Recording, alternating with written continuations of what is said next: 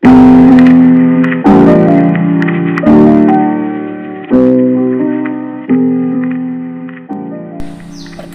nama saya Winda Ernawati Laia dengan NIM 19021132990 dari jurusan Ilmu Ekonomi, Fakultas Ekonomi dan Bisnis Universitas Riau. Di sini saya akan menjawab pertanyaan tentang aliran sisi penawaran yang menjadi tugas mata kuliah Sejarah Pemikiran Ekonomi. Yang pertama yaitu, apa itu overheating? Overheating adalah kondisi perekonomian yang tumbuh positif namun dibarengi dengan tingkat inflasi yang tinggi, utamanya akibat kenaikan daya beli masyarakat. Dari sisi produsen juga terjadi kelebihan produksi karena memanfaatkan tingkat konsumsi yang tinggi, sementara alokasi pasokan tak efisien, sehingga terjadi kelebihan kapasitas. Kondisi overheating ini pada akhirnya menciptakan krisis. Yang kedua, kebijakan apa yang digunakan sebelum aliran sisi penawaran?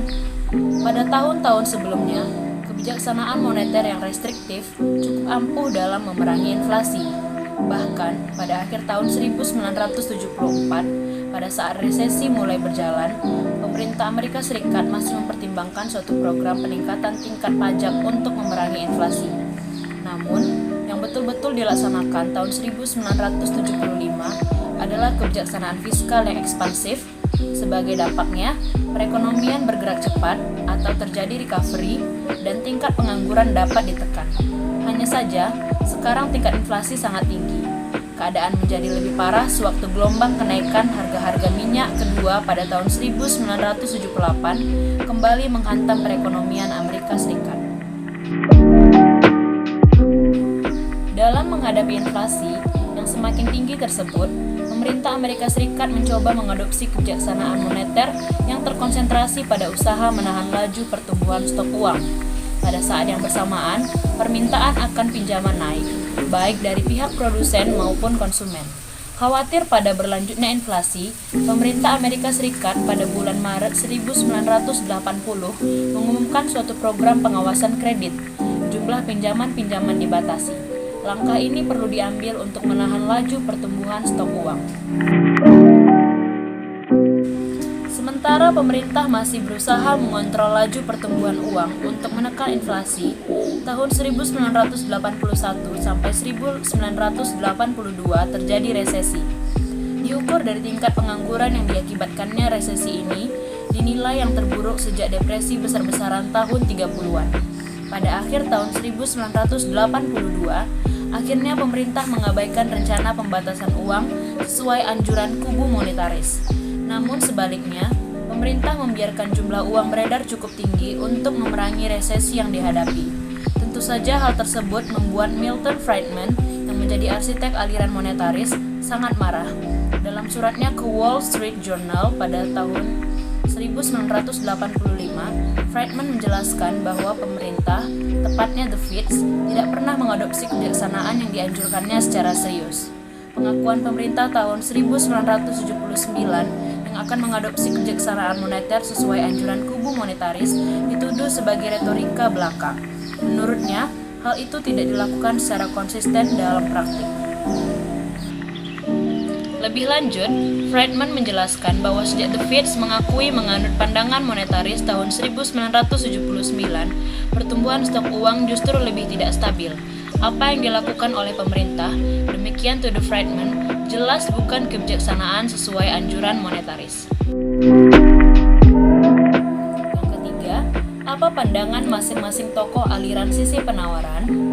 Menurut Harold Meeker dan Thomas Wyatt pada tahun 1983, aliran sisi penawaran dapat dibedakan atas dua kelompok, yaitu kelompok utama dan kelompok radikal. Kelompok aliran utama diwakili oleh Martin Feldstein dari Harvard University dan Michael Boskin dari Stanford University. Kelompok ini menekankan perlunya insentif pajak dalam memacu pertumbuhan ekonomi lewat dampaknya terhadap tabungan dan investasi.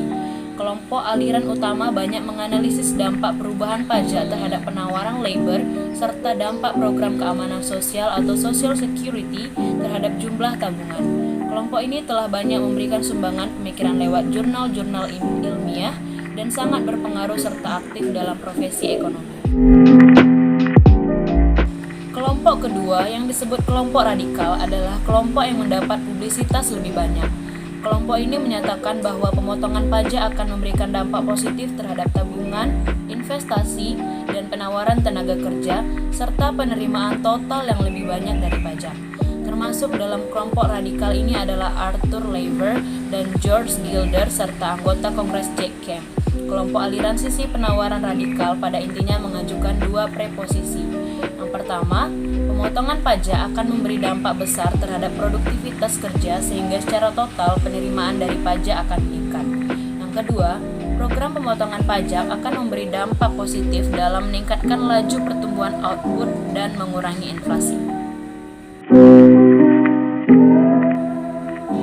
Yang keempat, apa perbedaan antara aliran sisi penawaran dengan Keynesian? Aliran sisi penawaran percaya bahwa yang harus diberi perhatian utama bukan segi permintaan seperti yang dilakukan kubu Keynesian maupun monetaris, melainkan sisi penawaran. Perubahan dalam titik pandang ini terjadi karena masalah ekonomi yang dihadapi tahun 80-an berbeda dengan yang dihadapi pada masa-masa sebelumnya. Pada masa Keynes, perekonomian relatif kurang berkembang. Hal itu ditandai oleh keadaan berupa sering terjadi resesi, bahkan depresi. Harga-harga pun cenderung menurun. Pada tahun 80-an, perekonomian juga mengalami kelesuan dengan tingkat pertumbuhan yang sangat rendah. Akan tetapi, angka inflasi tinggi. Hal itu karena meningkatnya harga-harga didorong oleh naiknya harga-harga minyak sewaktu negara-negara OPEC melancarkan politik embargo minyak. Moto kerja aliran sisi penawaran sangat berbeda dengan kubu Keynesian yang lebih suka melakukan fine tuning. Bagi pakar-pakar aliran sisi penawaran, lebih baik meningkatkan pendapatan nasional melalui pemanfaatan sumber daya penuh daripada mencoba menekan atau meredakan fluktuasi ekonomi. Kesempatan kerja penuh sangat besar artinya bagi pemikir-pemikir aliran sisi penawaran. Walaupun misalnya dalam jangka pendek laju pertumbuhan kesempatan kerja hanya naik sedikit, dampak jangka panjangnya sangat besar karena dampak tersebut bekerja secara kumulatif. Adapun kunci utama untuk mencapai tingkat kesempatan kerja penuh ialah dengan memberi insentif pada para pelaku ekonomi agar lebih rajin bekerja dan berproduksi. Begitu juga dalam usaha mengatasi inflasi dan pengangguran, jalur yang ditempuh oleh aliran sisi penawaran bukan melalui pengeluaran pemerintah sebagaimana dianjurkan kubu Keynesian, akan tetapi justru sebaliknya, yaitu melalui program penurunan pajak. Alasan yang dikemukakan mereka, turunnya pajak akan menambah gairah investasi yang akan mendorong peningkatan dalam produksi. Dengan meningkatnya produksi, masalah pengangguran dapat diatasi dan sekaligus inflasi dapat direndahkan. Perbedaan lain dengan kubu Keynesian ialah dari jangka analisis. Kalau kubu Keynesian menggunakan analisis jangka pendek, tekanan utama aliran penawaran adalah kebijaksanaan pertumbuhan jangka panjang. Hal itu dilakukan dengan mempromosikan kesempatan kerja penuh dan perubahan teknologi. Dalam hal ini, kubu sisi penawaran mirip dengan kubu monetaris yang sama-sama cenderung menggunakan analisis jangka panjang. Persamaan lainnya dengan kubu monetaris adalah dalam penggunaan kebijaksanaan ekonomi. Kedua kubu sama-sama tidak menyukai kebijaksanaan yang bersifat ekspansif, baik dalam kebijaksanaan fiskal maupun moneter. Terakhir, kedua kubu sama-sama kembali melirik ke teori-teori klasik yang sama sekali ditinggalkan oleh Keynes dan para pendukungnya. Yang kelima, apa persamaan aliran sisi penawaran dengan aliran klasik? Menurut Lipsy dan Steiner pada tahun 1981, ajaran yang dikembangkan oleh pemikir-pemikir aliran sisi penawaran ini persis sama dengan yang dianjurkan oleh Adam Smith dengan teori klasiknya.